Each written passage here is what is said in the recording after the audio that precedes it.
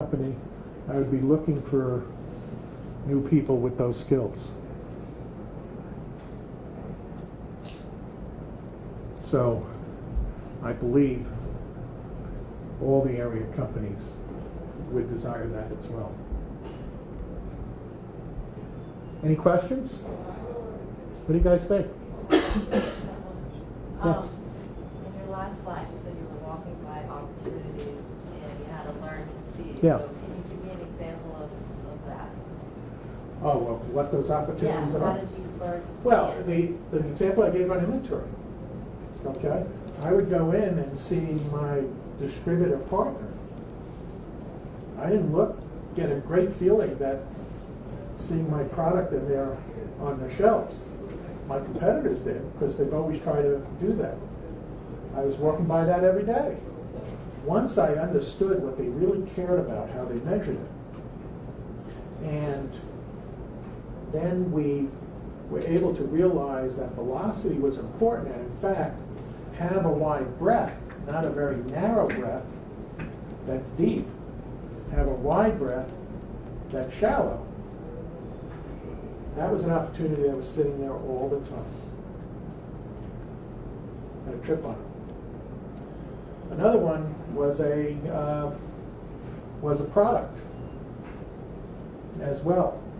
We were making these telepower poles that you would put in the middle of an area. And you see them. They go from the floor to the ceiling. They get wired from the ceiling. And they provide service for open landscape. So our view was to make them smaller and smaller so you couldn't hide it. So you wouldn't see it much. They were ugly. No architect liked that. The opportunity was to make an architectural statement. They wanted a column. So again, once you saw speed and once you saw more of the voice of the customer, they would have changed things. There's a whole lot of other examples as well. Is it something I said? No, I know you told me. Thank you.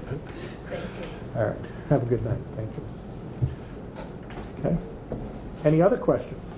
Yes. Earlier you talked about associates and revalues through the main initiative in the program. I'm wondering, how do you gauge how much value you actually deliver? For a lean effort within a company? That is a classic question and very hard to measure because, I remember, I'm dating myself, when the finance guys had the hardest time when I was at GE giving a PC to everybody. Wanted the ROI on that PC, okay, versus not having a computer on your desk. Go ahead and explain that one. You couldn't do the volume of work you do now without having that access. You couldn't explain it. The ultimate measures of lean will show on your financial statements. You'll see your inventory turning, your own inventory turning at a higher rate. Our inventory, when we started our journey, was under 3, 2.5. We were ending up turning it 18 times. That freed up several $1 million that allowed us to, so you'll see the velocity of that. You'll also see it by freeing up people, that I'm able to get more stuff out with the same people because I've eliminated waste. So you'll see it in productivity. So it's Now, essentially productivity is usually a hard thing to measure if you want it that finite. We looked at it from a macro level. This is what's going in, this is what's going out, and the stuff in the middle is what we're doing to get it out. And do we need more of that stuff in the middle? So it was sales per person. Very simple. So there's a whole set of metrics that define, and usually it needs to be a balanced set of metrics that not only includes financial, which usually is working capital and profit, but it also includes sales mix. It includes customer experience or satisfaction. I don't like using satisfaction anymore. I like using customer experience. It's a little broader. employee satisfaction, innovation. So there are several metrics that you can set up that define a healthy, thriving company, and you'll see the improvements in all of those. Yes. This is kind of a little bit out of the box. Have you seen lean management implemented in state governments? And if so, what would that look like? In state government? In state government. I know that's a silly question. There's a reason I'm asking. I have not seen the commitment to do it in state government. I have seen some commitment in some municipal government, and I've seen it. I was actually invited into Saskatchewan in Canada and met the Deputy Minister of Health, who runs the health system for the province. Health is, as you know, in Canada is public, but it is provincial. It's not federal. And their system is, and I also have a friend who lives there, who has, for medically necessary non-emergency surgery, had to wait 2 years. This person had acid reflux, or acid, whatever it's called, and they needed esophagus operation. 2 years. That person incidentally came to the United States and got it done right away. But so they didn't wait because they had the means to be able to do it. But because their health insurance wouldn't provide that, of course. This guy wanted to go ahead and say, this is ridiculous. We need to provide greater patient access. Their health quality is good. They turn over an operating room twice a day for on average, 35-minute operation. They turn over a hospital room in 4 to 6 hours after a patient leaves. So you walk through that hospital and you see patients laying around all over the place.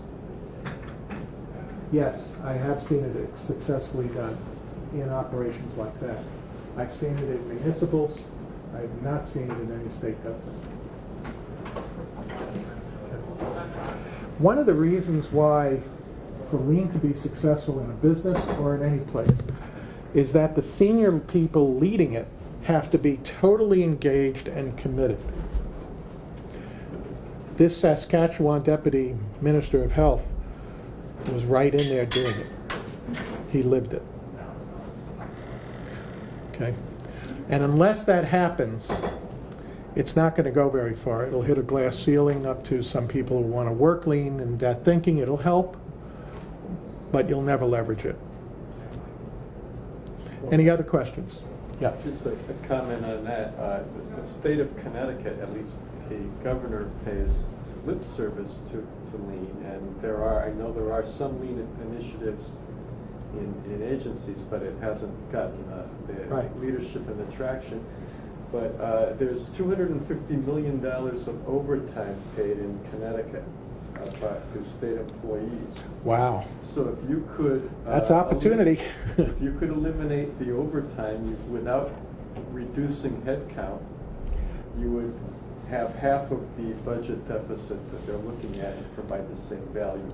Well, the governor said he's going to cut 1,000 jobs today in his state of the state, and that I think it was 1,000. Pardon me? That's right. Yeah. And that's his way of lean.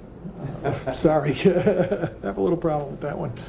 He's walked several lean companies, and the state encourages them.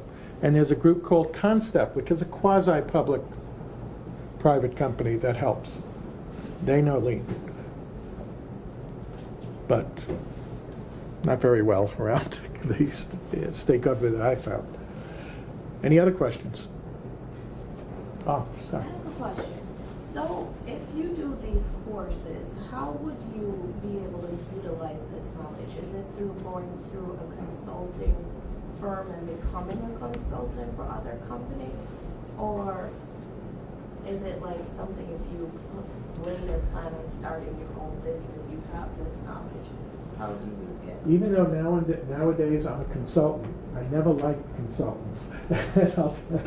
I'll tell you why. There are more consultants out there that are doing this, that I learned, never lived it. I don't see how, personally, I couldn't do what I do without living it. Now, that's my philosophy. To answer your question directly, I wouldn't recommend going into consultancy, okay? I'd recommend in honing and developing those skills in a business or an organization. Could be a healthcare, could be an insurance company, could be a school. But is that your own business or just like any business in general? Because I'm pretty sure if you work at either of those businesses, that's not what you were hired for.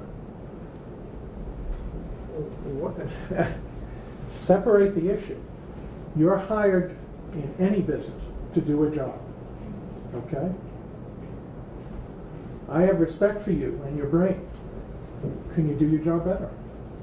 Who knows how to do the job better, faster, less errors, and that help more people who are around you than the people doing the job, than you?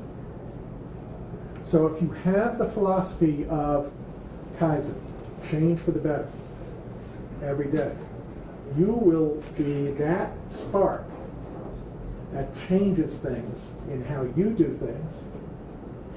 Now take that bigger, your group, take it bigger, your company. Now, you can't do it alone. You do need, depending on how pervasive it's going to be, you need support. So people make their own jobs. You might have been hired. I'm not asking you to be a lean consultant within your business. I'm saying lean thinking is you can do whatever job you got with a thought to how I could make my job easier. Be selfish. In essence, you'll end up making it better, faster, and more supportive of the people that you work with. So that's something you can do. And then you could be an advocate for, you're looking at business decisions this way, stick your nose in somewhere and say, hey, you guys, I think, are doing this. How about, did we think of this? Sometimes ideas coming from left field end up with the best, some pretty neat things. I used to work with a guy that was pretty wacko. Lovingly wacko. Because he made us think differently. And that's some of the things that lean thinking could give you. It'll raise that comfort level for you to do that. So it's not you're being hired to be a lean advocate. You were hired whatever job it was. Do it better. Any other questions? Yes. Just to follow up on that, I am aware of insurance companies that do have areas within their company for applying lean. And if you have something where you've got some skill set and you have that on your resume, that's going to make you more marketable to the organizations. They're going to see that you already have that lean mindset, and they will also continue your training with the lean mindset. Several of them in Hartford that I know of had a lean expert inside to help coordinate Kaizens.